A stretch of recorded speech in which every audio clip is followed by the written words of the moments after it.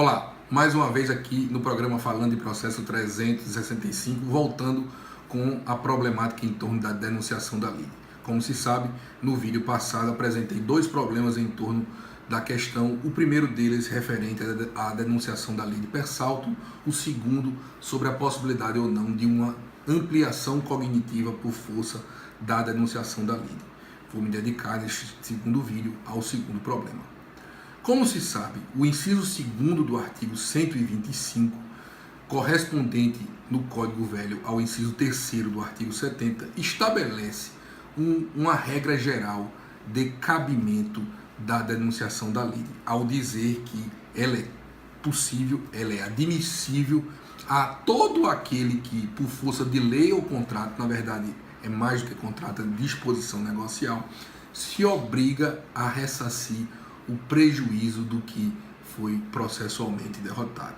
Como se sabe, tradicionalmente há muita discussão sobre essa admissibilidade, havendo quem no passado dissesse ser ela cabível só apenas naqueles casos em que houvesse uma verdadeira transmissão de direito, que é o que acontece na denunciação da lide por força da evicção, em que o evicto adquirente recebe o direito de propriedade do alienante e faz jus a, no caso da evicção, ser ressarcido pelos prejuízos, os prejuízos decorrentes da evicção.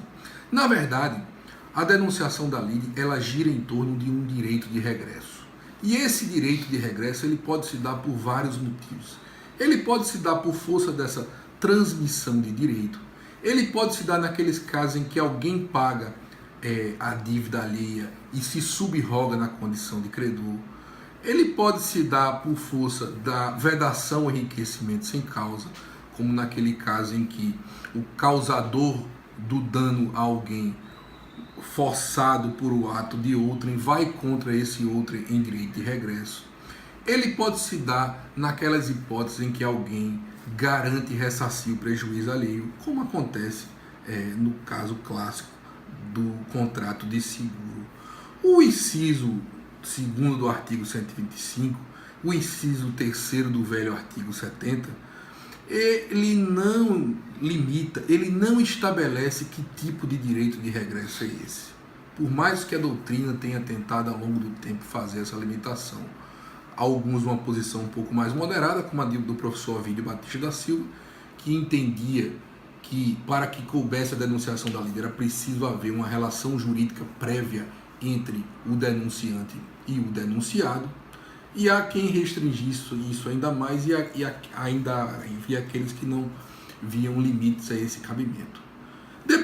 Depois chegou-se a um consenso em termos jurisprudenciais de uma impossibilidade da denunciação da lide toda vez que a denunciação ampliasse cognitivamente ao processo, trouxesse algo que não estava lá para ser analisado antes. Caso clássico da responsabilidade civil do Estado, que por ser objetiva, limitava a denunciação da lide do agente público causador do dano, uma vez que a responsabilidade deste é subjetiva. A razão disso, acima de tudo, é o fato de a parte adversa ao denunciante não poder ser prejudicado numa delonga processual em favor apenas do denunciante, visando não prejudicar o direito fundamental da parte adversa, a duração razoável do processo. Entendeu-se isso. Não obstante, é importante que se diga, o texto do velho artigo 70, inciso 3º, o texto do inciso 2º do artigo 125 do Código vigente, não estabeleça essa limitação. Eu tenho visto em parte da doutrina, digamos assim, mais disseminada, que essa limitação continua. E, a meu ver, ela hoje é completamente descabida, se já não era ao tempo do Código Velho. Hoje, diante do CPC de 15, não há mais nenhuma justificativa nisso.